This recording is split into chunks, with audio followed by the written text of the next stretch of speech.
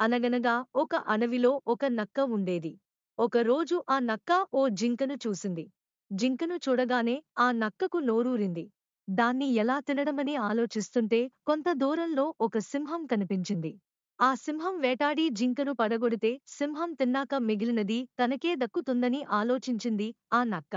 ఆ సింహం దగ్గరకు వెళ్లి చాలా వినయంగా నమస్కరించింది. రాజన్, మీరీ తుచ్చమైన సేవకుడికి అవకాశమిస్తే మీకు మంచి వేటను చూపిస్తాను.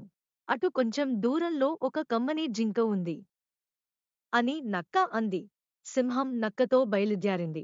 కాని ఈ విషయమంతా విన్న జింక ఒక మట్టి దెబ్బ పైకి ఎక్కి దాక్కుంది. నక్క, సింహం అక్కడికి వచ్చేసరికి వాటికి ఏమీ కనిపించలేదు. సింహం ఆ నక్కను కోపంగా చూసి, నన్నే ఆట పట్టించాలనుకున్నావా? జింక లేకపోతే పోనీ, నాకు నువ్వైనా సరే అని ఆ నక్కను తినేసింది. దుష్టులెప్పుడైనా వాళ్ళ పాపాన వాళ్లే పోతారు.